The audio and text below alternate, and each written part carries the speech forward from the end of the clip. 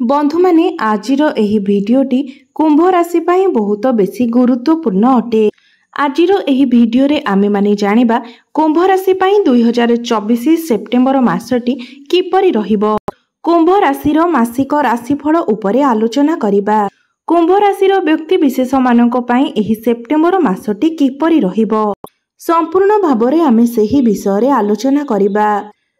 कुंभ राशिर व्यक्ति विशेष मानकर स्वास्थ्य, शिक्षा, प्रेम, वैवाहिक जीवन, भाग्य, क्यारियर एवं व्यापार वाणिज्यर स्थिति किपरि रहिबो एही सेप्टेम्बर 2024 रे से विषय रे विस्तार रूप रे जानिबा। नवग्रहंकर स्थिति मध्य देखिबा। नवग्रह केउ प्रकार फल प्रदान करिबारे सक्षम हेबे। एहा सहित अशुभत्व प्रदान करुथिबा ग्रह मानक पई किछि विशेष प्रतिकार विषय रे मध्य जानिबा।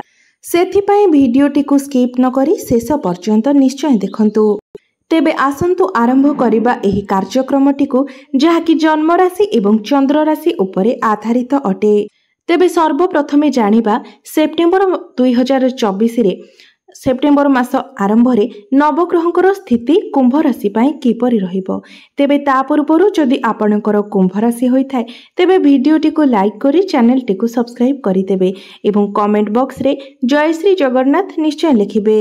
बंधु माने राशि चक्रर 11तम राशि हेउछि कुंभ राशि एवं आपणकर राशिर अधिपति हेउछंती शनिदेव एवं शनिदेव आपणकर निज राशि रे लग्न रे विराजमान अछंती। आपणकर द्वितीय भावरे राहु विराजमान अछंती। चतुर्थ भावरे देवगुरु बृहस्पति विराजमान अछंती। पंचम भावरे मंगल विराजमान अछंती। सप्तम भावरे बुधंक सहित सूर्य विराजमान अछंती। अष्टम भावरे केतुंक सहित शुक्र विराजमान अछंती। तेबे सर्वप्रथम आसंतु जानिबा आपणकर स्वास्थ्य किपरि रहिबो एही सेप्टेम्बर 2024 रे। तो बंधु माने कुंडलीर प्रथम भावटी होई थाए आपणकर स्वास्थ्यर भाव, आपणकर इम्यूनिटी सिस्टमर भाव एवं आपणकर प्रथम भावर अधिपति हेउछंती शनिदेव जे कि आपणकर प्रथम भावरे ही विराजमान अछंती अर्थात निजर स्वराशि रे विराजमान अछंती एवं शनि बलवान स्थिति रे मध्य अछंती। तेबे एही मासरे आपणकर इम्यूनिटी सिस्टम बहुत मजबूत रहिबो। आपणकर स्वास्थ्य तो एही मासरे भल रहिबो किंतु शुक्र आपणकर अष्टम भावरे विराजमान अछंती। शुक्र हेउछंती आपणकर नवम भावर अधिपति। तो एही मासरे आपणकर पादरे किंबा गोड़रे किछि समस्या देखा देई पारे। पाद दरज हेला भली किछि समस्या देखा देई पारे। अंटा बिंधा किंबा जॉइंट पेन भली समस्या देखा देई पारे। तो यही समस्या आपणकर 17 सेप्टेम्बर पर्यंत देखा देबो जे पर्यंत शुक्र आपणकर अष्टम भावरे अछंती। मात्र 18 सेप्टेम्बर परे आपणकर स्वास्थ्य बहुत भल रहिबो। आपणकर स्वास्थ्य जनित जहाँ भी किछि समस्या रहिछि ताहा 18 सेप्टेम्बर परे दूर होई जिवो। तो स्वास्थ्य को नेकी कोनोसी भी चिंता नाही। स्वास्थ्य आपणकर भल रहिबो। एबे आसंतु जानिबा आपणकर शिक्षा जीवन किपरि रहिबो एही सेप्टेम्बर 2024 रे विद्यार्थी मानक पई किपरि रहिबो एही सेप्टेम्बर मासटी। तो बंधु माने कुंडलीर पंचम भावटी होई थाए आपणकर शिक्षा क्षेत्रर भाव एवं आपणकर पंचम भावर अधिपति हेउछंती बुध एवं बुध आपणकर सप्तम भावरे विराजमान अछंती एवं आपणकर पंचम भावरे मंगल विराजमान अछंती। तो बंधु माने एही मासरे आपणकर पाठ पढ़ार स्थिति बहुत भल रहिबो, सर्वोत्तम रहिबो। आपण एही मासरे पाठ पढ़ा को नै एनर्जेटिक रहिबे। आपण पाठ पढ़ारे बहुत अधिक उन्नति करिवे कारण बुध आपणकर केंद्र रे विराजमान अछंती एवं मंगल आपणकर पंचम भावरे अछंती। मंगल आपणकर पाठ पढ़ारे साहस एवं पराक्रम को बढ़ाइबे। एही मासरे जदि आपणकर किछि एग्जाम अछि तेबे सेथिरे आपण निश्चित भावरे सफलता प्राप्ति करिवे। जदि आपण किछि उच्च शिक्षा अध्ययन करेबा पई चाहुछंती किंबा एडमिशन नेबा पई चाहुछंती किंबा कोनोसी कंपटीशन ने भाग नेबा पई चाहुछंती तेबे एही मासरे आपण निश्चय ताहा करंतु। आपणकु शुभ फल प्राप्ति हेबो।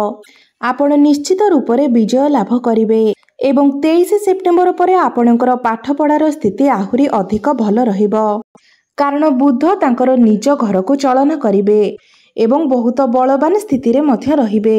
एहा फल रे आपणकर ज्ञान बढ़िबो, बुद्धि बढ़िबो ज्ञान एवं बुद्धि बल आपण शिक्षा क्षेत्र में बहुत अधिक उन्नति करेंगे। तो सबु दृष्टि देखा गले एही मासरे आपणकर शिक्षा क्षेत्र बहुत भल रहिबो। एबे आसंतु जानिबा आपणकर प्रेम जीवन किपरि रहिबो एही सेप्टेम्बर 2024 रे। तो बंधु माने पंचम भावटी आपणकर शिक्षा क्षेत्र हेबा सहित पंचम भावटी मध्य होइथाय आपणकर प्रेम जीवनर भाव, आपणकर संतानर भाव एवं आपणकर पंचम भावर अधिपति बुध आपणकर सप्तम भावरे विराजमान अछंती एवं आपणकर पंचम भावरे मंगल विराजमान अछंती।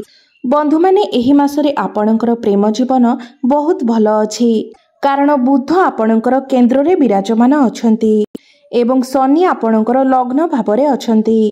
शनि एवं बुध परस्पर को दृष्टि देउछंती। तो आपण दुई जनक मध्यरे भल पाइबा बढ़िबो, आपण परस्परक मध्यरे तालमेल भल रहिबो, बुझामणा भल रहिबो, उभयंकु भल भावरे बुझी पारिबे। आपण दुई जण मिसी कोनोसी बड़ डिसिजन नै पारंती। भ्रमणर जोग मध्य बनुअछि, मात्र मंगल आपणकर पंचम भावरे थिबारु समय समय आपण दुई जनक मध्यरे कली झगड़ा मध्य होई पारे, मन मनांतर मध्य होई पारे, छोट छोट कथा को लेकिन बहुत बड़ समस्या होई पारे। तो एही सब कथा प्रति आपण विशेष ध्यान देबे। आपणक मध्यरे टिके क्रोध देखा देई पारे, आपण आपणक पार्टनर उपरे बेले बेले रागी जाई पारंती, सेथिपाई आपण टिके रागी जाई पारंती। क्रोध को आपण नियंत्रण रे रखंतु, नचेत एही मासरे आपणकर प्रेम जीवन बहुत भल रहिछि। एबे आसंतु जानिबा आपणकर वैवाहिक जीवन किपरि रहिबो एही सेप्टेम्बर 2024 रे। तो बंधु माने कुंडलीर सप्तम भावटी होइथाय आपणकर वैवाहिक जीवनर भाव, आपणक जीवन साथीर भाव एवं आपणकर सप्तम भावर अधिपति सूर्य निज राशि रे अर्थात सप्तम भावरे विराजमान अछंती एवं सूर्यଙ୍କ सहित बुध मध्य आपणकर सप्तम भावरे विराजमान अछंती। बंधु माने मासर प्रथम ऋतु आपणकर वैवाहिक जीवन बहुत भल रहिबो, कारण सूर्य निजर स्वराशि रे केंद्र रे विराजमान अछंती एवं बुध मध्य केंद्र रे विराजमान अछंती। तो आपणकर वैवाहिक जीवन बहुत भल रहिबो, सर्वोत्तम रहिबो। मात्र 16 सेप्टेम्बर को सूर्य जेतेबेले आपणकर अष्टम भाव को चलन करिवे सेतेबेले आपणकर वैवाहिक जीवन रे टिके समस्या देखा दे पारे, कारण अष्टम भावटी को कुंडली रे भल बोली विचार करा जाय न थाए। अष्टम घरटी आकस्मिकर घर होइथाए। आकस्मिक भावरे आपणकर वैवाहिक जीवन रे समस्या आसी पारे, मन मनांतर होई पारे, छोट छोट कथा को लेकिन आपणक भितरे कली झगड़ा मध्य होई पारे। तो 16 सेप्टेम्बर पूर्व आपणकर वैवाहिक जीवन बहुत भल रहिछि। आपणकर लाइफ पार्टनर क्यारियर रे मध्य ग्रोथ आसीबो, आपणकर डेली इनकम रे मध्य वृद्धि आसीबो, आपणकर लाइफ पार्टनर को पई आपणको समाज रे मान सम्मान मध्य मिलिबो, सरकारी क्षेत्र रे मध्य आपणको लाभ प्राप्ति होई पारे। मात्र 16 सेप्टेम्बर परे आपण विशेष रूप से ध्यान रखंतु, आपणकर लाइफ पार्टनर स्वास्थ्य रे किछि समस्या देखा देई पारे, एथिप्रति आपण विशेष रूप से ध्यान रखंतु।